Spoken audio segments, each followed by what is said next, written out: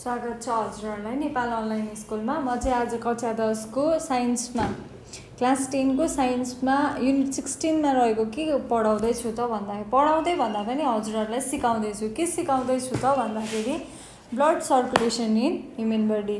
मान्छेको शरीरमा ब्लड कुन के को माध्यमबाट सर्कुलेट हुन्छ अनि तिनीहरूको फङ्सन्स के हो हैन, के काम गर्छ त्यसले, ब्लड सर्कुलेट गर्नु सँगसँगै त्यसले के काम गर्छ त, अनि त्यसपछि केबाट बनेको हुन्छ त्यो चिज हैन, अनि त्यसको मेन वर्किङ फङ्सन्स कहाँ हुन्छ भन्ने कुराहरूलाई हेर्छौँ है त हामी।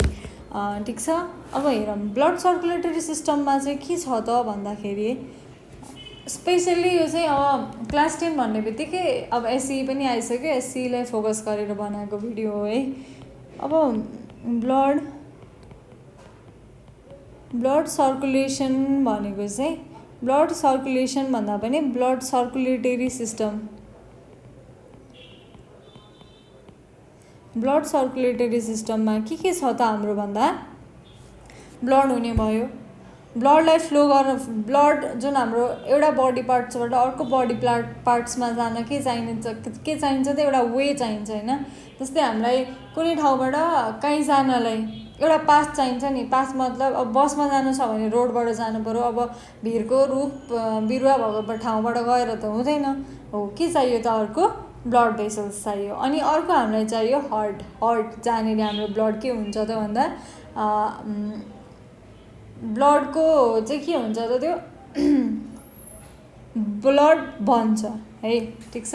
ल यहाँ डिभिजन हेरौँ है त के छ। ब्लड भेसल्स अनि त्यसपछि हार्ट है त। ल यदि तीनटा चिज छ हामीसँग है।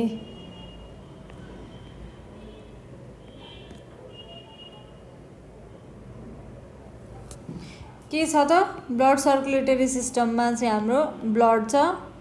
ब्लडलाई फ्लो गराउने एउटा पाथ छ। हामी त्यसलाई के भन्छौँ, ब्लड भेसल्स भन्छौँ। ब्लड भेसल्समा चाहिँ ब्लड लिएर आउने, ल्याएर राख्ने र त्यो ठाउँबाट ब्लडलाई बाहिर निकाल्ने ठाउँ एउटा हुन्छ नि। जस्तै हाम्रो पानीको कुवा, पानी ल्याएर त्यहीँ आएर जम्मा हुन्छ अनि फेरि त्यहीँबाट झिकेर हामी के गर्छौँ त त्यसको युज गर्छौँ है। ठिक छ। हार्ट भनेको त्यो भयो। अब ब्लडमा चाहिँ के छ त हेरौँ है हामी। प्लाज्मा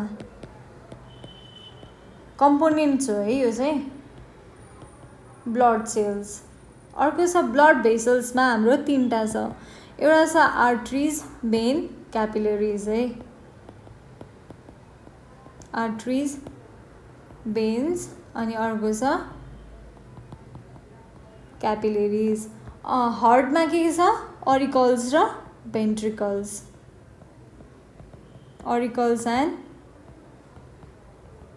भेन्ट्रिकल्स है। अब ब्लड सेल्सको पनि टाइप्सहरू छ। कस्तो टाइप्सहरू छ त भन्दा आरबिसी, रेड ब्लड सेल्स, अर्को छ डब्लुबिसी, अर्को छ प्लेटलेट्स। प्लेटलेट्स चाहिँ हामी के भन्छौँ त थ्रोम्बो। अहिले राम्रोसँग जस्तै मेडिकल प्रिपेरेसन गर्नुहुने, अब जसलाई चाहिँ म डक्टर बन्छु भन्ने एउटा हुन्छ नि त प्यासन हैन, प्यासन आफ्नो अब के भन्ने एम हो, उनीहरूले चाहिँ के गर्नु पर्यो त भन्दा बायोलोजीलाई एकदमै फोकस गर्नु पर्यो। जस्तै हाम्रो टर्मिनोलोजीहरू हुन्छ जुन हामीले सुनेकै हुँदैनौँ हैन, त्यो के रहेछ भनेर खोज्ने बानी चाहिँ गर्नु पर्यो है। ल्युकोसाइट्स, सरी स्पेलिङ पनि बिग्रियो, के भन्छ यो, ल्युकोसाइट्स है। अर्को छ आरबिसी भनेको इथ्रोसाइट्स।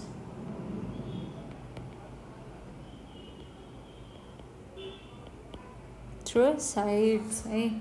ठिक छ। यस्तै कुराहरू छ है यहाँ। अब हेरौँ blood flows in a blood vessels and carry necessary gases, nutrients, hormones. के गर्छ त ब्लडले भन्दा ब्लडले चाहिँ एउटा हाम्रो बडीमा हुने जुन न्युट्रिसन्सहरू हुन्छ नि, जुन फुडहरू, जुन अब प्रोसेस एकदमै लामो प्रोसेसहरू छ। जस्तै हाम्रो शरीरमा केही खाना खाएनौँ भने पनि हामी 3 दिन 4 दिनसम्म इजिली बाँच्न सक्छौँ। त्यो किन त भन्दा हाम्रो बडीमा ग्लुकोज स्टोर भएको हुन्छ है। ग्लुकोज चाहिँ त्यस्तै टाइमको लागि युज गर्नुपर्छ भनेर हाम्रो बडीले ग्लुकोजलाई चाहिँ के गरेको हुन्छ त स्टोर गरेको हुन्छ हाम्रो शरीरमा हो। त्यो ग्लुकोजहरू कहाँबाट बन्छ होइन, हामीलाई बडीमा चाहिने ग्यासेसहरू जस्तै अक्सिजनहरू होइन, त्यसपछि न्युट्रियन्ट्सहरू हर्मोन्सहरूलाई चाहिँ फ्लोमा एउटा लिक्विडको फ्लोमा प्रोभाइड गर्छ क्या।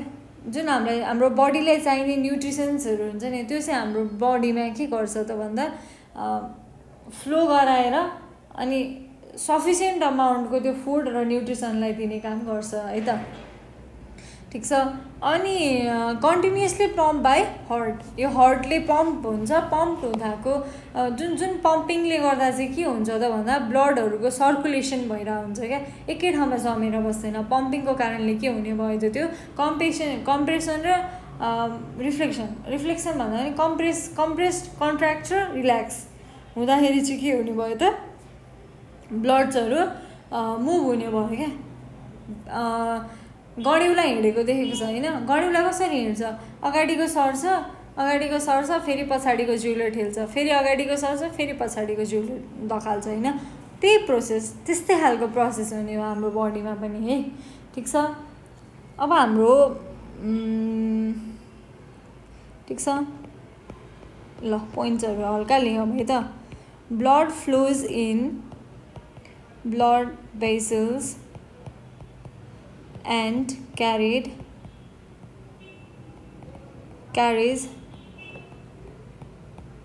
necessary gases,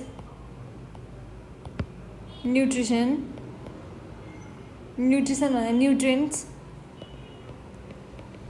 अर्को छ hormones etc है। ठिक छ।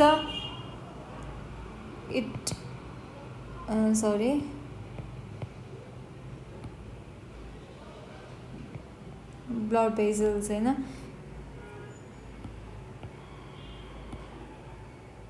is continuously pumped by heart है। अब हाम्रो बडीको ब्लड सर्कुलेटिङ सिस्टम चाहिँ के छ त भन्दा क्लोज्ड खालको छ। जस्तै हाम्रो डाइजेस्टिभ सिस्टम भनेको ओपन भयो है, खायो निक्लिन्छ वेस्ट प्रोडक्ट। तर ब्लड सर्कुलेटरी सिस्टम भनेको चाहिँ के हुन्छ त भन्दा क्लोज लुपमा एउटा बन्छ फेरि सिद्धिन्छ, फेरि बन्छ फेरि सिद्धिन्छ, फेरि बन्छ फेरि सिद्धिन्छ। यो भनेको के भयो त बाहिर निक्लिन नि, त्यो स्केप आउट भएन है। स्केप आउट नहुनुको मतलब के हो त भन्दा यो क्लोज लुप हो। बुझ्यो नि। ठिक छ। This type of blood circulation is called के भयो त क्लोज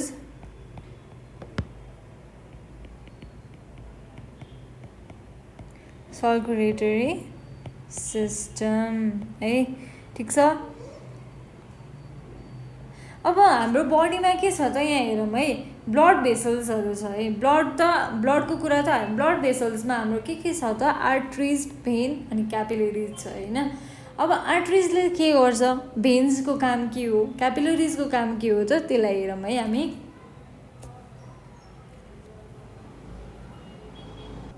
अब हामी हेरौँ आर्टरिजले कस्तो खालको वर्किङ फङ्सन्स गर्छ त, कस्तो खालको कस्तो खालको बेसिसमा के को बेसिसमा चाहिँ यसले काम गर्छ त भन्ने कुराहरूलाई हेर्छौँ है त हामी। ल हेरौँ। फर्स्टमा हामी के हेर्छौँ, आर्टरिज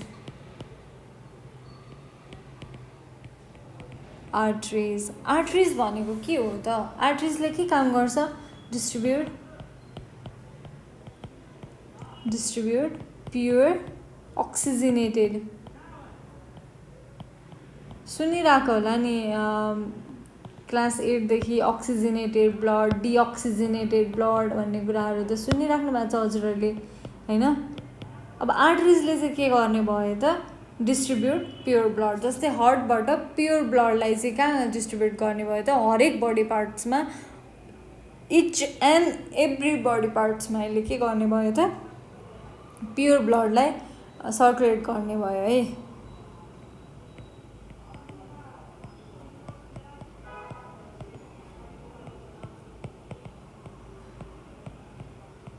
बडी ठिक छ अब भेन्सले के काम गर्ने भयो ठ्याक्क अपोजिट डिअक्सिजनेटेड ब्लडलाई के गर्ने भयो त अब डिअक्सिजनेटेड ब्लडलाई त्यसले चाहिँ हरेक बडी पार्ट्सबाट हार्टमा ल्याउने काम गर्ने भयो हार्टमा लिएर आएपछि के गर्ने भयो त फेरि आर्टरिजले त्यही ब्लडलाई अक्सिजनेटेड गरेको ब्लडलाई के गर्ने भयो हरेक बडी पार्ट्समा पठाउने भयो हो हामी यसैलाई के भन्छौँ त भन्दाखेरि हाम्रो सर्कुलेटरी सिस्टम भनेको चाहिँ के हुने भयो त close circulatory system close loop भयो कि एउटा जस्तै हाम्रो डाइजेस्टिभ सिस्टम भनेको ओपन भयो होइन ब्रिदिङ रेस्पिरेटरी सिस्टम भनेको पनि हाम्रो ओपन खालको भयो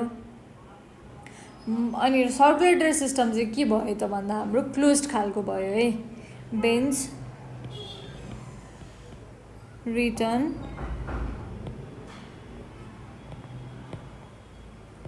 deoxygenated blood to the heart है बुझ्यो नि यहाँसम्म त बुझिने चिजै छ सजिलो छ केही छैन त्यस्तो है अब क्यापिलरिज भनेको चाहिँ के हो त भन्दा क्यापिलरिज भनेको चाहिँ आर्ट्री र भेनलाई कनेक्ट गर्ने ठाउँ जस्तै हाम्रो आर्ट्रिज र भेन जहाँ कनेक्ट भएर ब्लडहरू चाहिँ अक्सिजनेटेडबाट डिअक्सिजनेटेड अनि डिअक्सिजनेटेडबाट अक्सिजनेटेड हुने जुन सिस्टम छ नि त्यसलाई चाहिँ हामी के भन्छौँ त भन्दाखेरि क्यापिलरिज भन्छौँ है ठिक छ अब हामी हेरौँ स्ट्रक्चर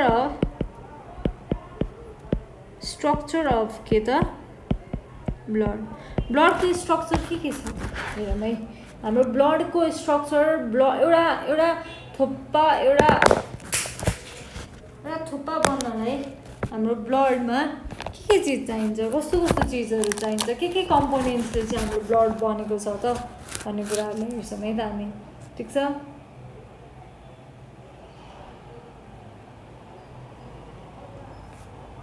हेरौँ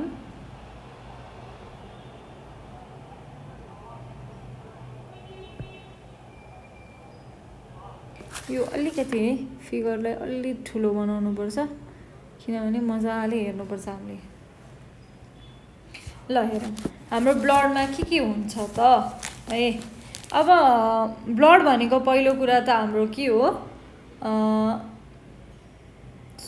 लिक्विड फर्म हो सोलिड फर्म पनि होइन ग्यास फर्म पनि होइन है यो हाम्रो लिक्विड फर्म हो बडीमा हुने जसले चाहिँ हाम्रो बडीभरि के गर्छ त भन्दा न्युट्रिसन फुडहरू त्यसपछि हाम्रो बडीलाई चाहिने जुन चिज मेटेरियल हर्मोन्स इन्जाइम्सहरूलाई चाहिँ के गर्छ त भन्दा ट्रान्सपोर्ट गर्ने काम गर्छ एउटा ठाउँबाट अर्को ठाउँमा है त्यही भएर त हामी बाँचिरहेको छौँ ठिक छ अब हेरौँ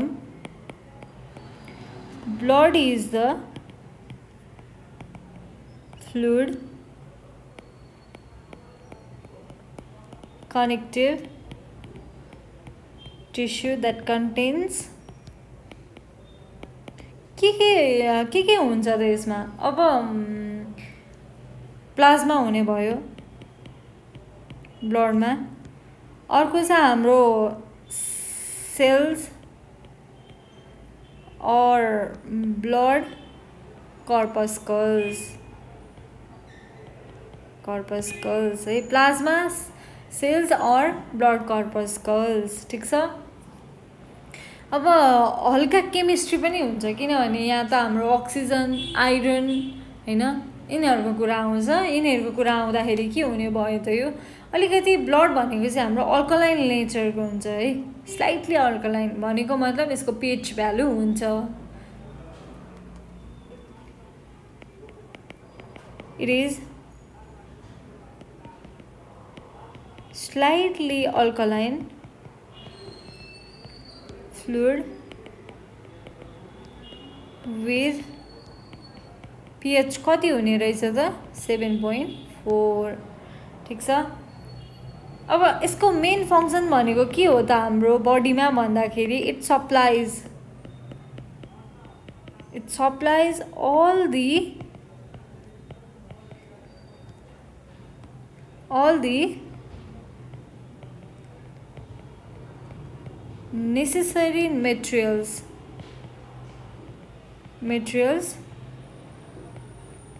required for the life है हाम्रो लाइफमा चाहिने हरेक मेटेरियल जुन रिक्वायर न्युट्रिसन्स ग्लुकोज त्यसपछि आएर हाम्रो इन्जाइम्स हर्मोन्सहरूलाई के गर्ने काम गर्छ त सप्लाई गर्ने काम गर्छ थ्रु के को माध्यमबाट त ब्लडको माध्यमबाट है ठिक छ अब ब्लडको स्ट्रक्चर चाहिँ यस्तो छ हाम्रो यहाँ छ नि जुन आइरन दिएको छ अक्सिजन दिएको छ हैन बेटा पोलिपेप्टाइड चेन छ सेल मेम्ब्रेन छ हैन अल्फा छ अब धेरै चीज त किन भयो यो भनेको चाहिँ हाम्रो के हो त आरबीसी है आरबीसी भनेको यो भयो है त ब्लडले के कन्टेन्ट्स गर्छ हेरौँ है त हामी ब्लड कन्टेन्ट्स के ब्लड प्लाज्मा कति पर्सेन्ट त 55% अनि एन्ड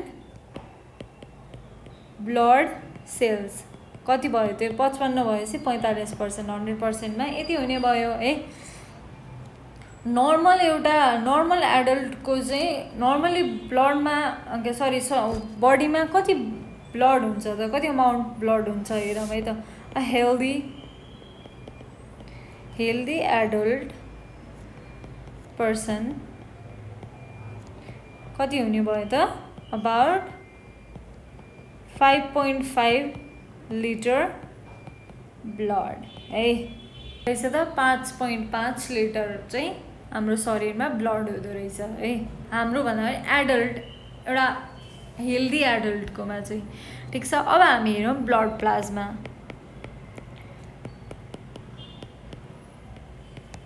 ब्लड प्लाज्मा चाहिँ के हो त भन्दा yellowish substance that contain 90% of water and 10% of organic and inorganic substance blood plasma भनेको चाहिँ ब्लडको एउटा कम्पोनेन्ट हो जसले चाहिँ कति त भन्दा 90% चाहिँ पानी अनि 10% चाहिँ अरू मेटेरियलहरू अरू न्युट्रिएन्ट्सहरूलाई चाहिँ के गर्छ त कन्टेन गरेको हुन्छ है जस्तै कि हामी जति धेरै पानी खायौँ त्यति धेरै के हुन्छ त हामीलाई त्यो हाम्रो आलस्यपनहरू हुन्छ नि ब्लड हाई कम आउने हैन हाई धेरै आउनुको मतलब के हो त ब्लडमा अक्सिजनको कमी भएको कारणले गर्दा हो अक्सिजनलाई कसरी बढाउने त भन्दा पानीमा पनि के हुन्छ हाम्रो अक्सिजन हुन्छ है ठिक छ अब यसको स्ट्रक्चर भन्दा पनि नर्मल डिस्क्रिप्सन हेरौँ है त द एलोइज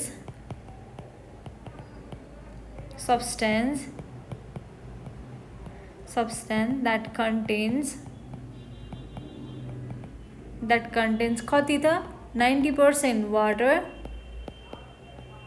and 10% चाहिँ के त organic and inorganic substance ठीक छ है अर्ग्यानिक सब्सटेन्स भनेको चाहिँ के त जस्तै प्रोटिन कार्बोहाइड्रेट फ्याट हैन इनअर्ग्यानिक भनेको सल्ट भयो त्यसपछि हाम्रो HCl हुन्छ हैन अब अल्कलाइन भनेपछि सम अमाउन्ट अफ एसिड पनि त हल्का भइहाल्छ हैन हामीले अगाडि नै पढ्यौं अल्कलाइन हुन्छ ब्लड भनिसकेको छौं भनेदेखि त हल्का हुनु पर्यो है organic substance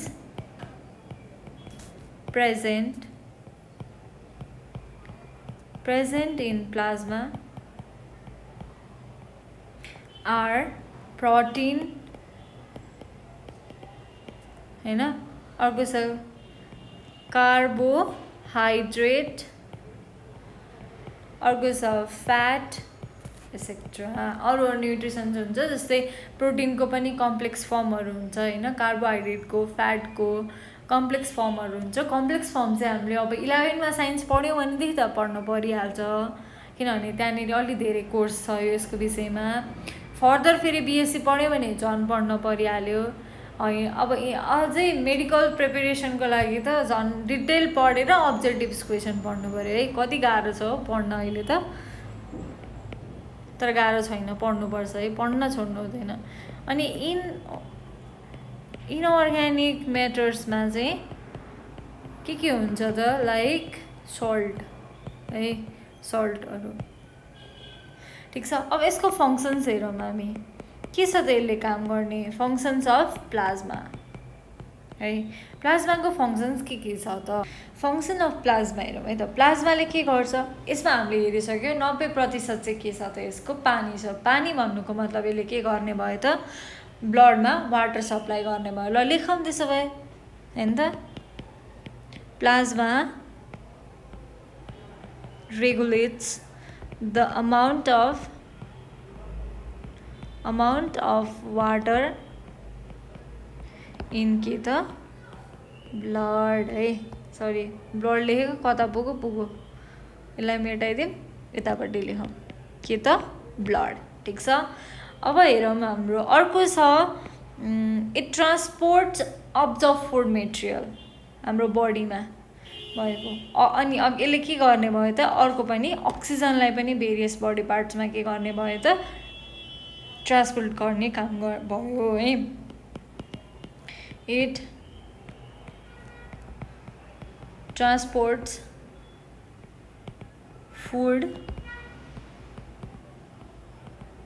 material and oxygen into various parts of the body हैन। ठिक छ। अर्को छ हाम्रो, यसले के पनि क्यारी गर्ने भयो त, अब अल्कलाइन भन्ने बित्तिकै के हुने भयो, लिटल अमाउन्ट अफ के हुने भयो, इनअर्ग्यानिक सब्सटेन्सको प्रेजेन्स हुने भयो हाम्रो बडीमा हैन। त्यसको मतलब के गर्ने भयो त, यसले इट क्यारिज युरिया, हाम्रो जुन युरिनमा हुन्छ, urea from liver to the, यो चाहिँ डिटेलमा हामीले कक्षा 12मा जुलोजीमा पढ्नुपर्छ, एकदमै डिटेल पढ्नुपर्छ है। अहिले चाहिँ सर्फेस बुझ्दाखेरि ठिक हुन्छ, तर म अब एमबिबिएस प्रिपेरेसनको पनि बनाउँछु भिडियो, त्यसमा चाहिँ म डिटेल भन्छु है। अहिले हजुरहरूलाई चाहिँदैन रिमुभल है। हाम्रो लिभरबाट किडनीमा चाहिँ के गर्छ त, यसले युरियालाई रिमुभ गर्ने काम गर्छ है। ठिक छ।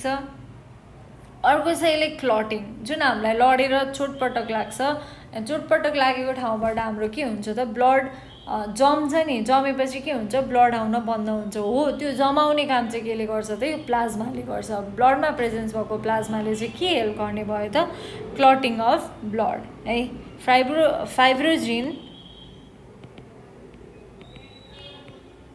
फाइब्रोजिन helps in clotting of blood. ठिक छ। ल अब हामी हेरौँ के छ त, त्यसपछि हाम्रो आएर blood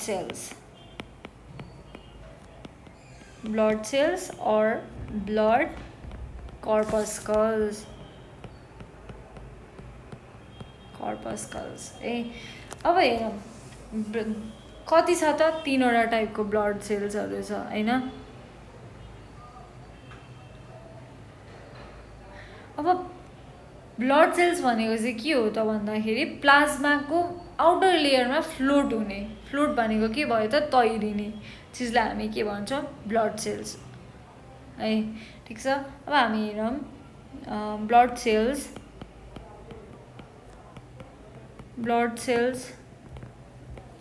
remains floating in the blood plasma है। 1 नम्बरमा छ erythrocytes or RBCs, 2 नम्बरमा छ leukocytes or WBC है। अर्को छ प्लेटलेट्स अथवा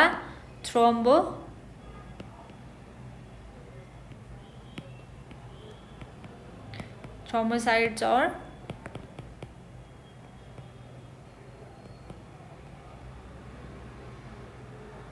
प्लेटलेट्स है त।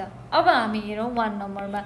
यो सानो सानो चिजहरूलाई धेरै डिटेलमा जानु हुँदैन, जे चाहिएको छ ठ्याक्क त्यही पोइन्ट पढ्ने भइहाल्यो है। हेरौँ ल, इथ्रोसाइट्स। म यसको क्वेसनहरू गरेर पनि हालिदिन्छु है, हजुरहरूलाई सजिलो हुन्छ, किनभने कहाँ खोज्न जानु त, हरेक वेबसाइटले त हालेको हुँदैन यसको answer. Erythrocytes are non-nucleated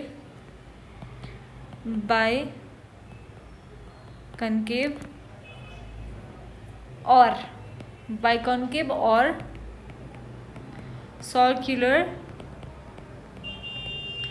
blood cells है, जसले चाहिँ के गर्छ त भन्दाखेरि ग्यासेसहरू जस्तै अक्सिजन र कार्बन डाइअक्साइडलाई चाहिँ के गर्छ त ट्रान्सपोर्ट गर्ने काम गर्छ है। ठिक छ, विच ट्रान्सपोर्ट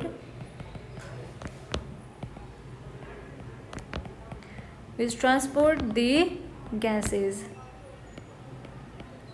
like के त अक्सिजन एन्ड कार्बन डाइअक्साइड है त इन दी ब्लड, केमा ब्लडमा। ठिक छ। अर्को छ हाम्रो अर्को पोइन्टमा छ के त भन्दा number of RBCs per cube mm of the blood is about 45 lakhs to 50 lakhs। बाबा कति धेरै है। आरबिसी चाहिँ कति हुने भयो त 45 lakhs to 50।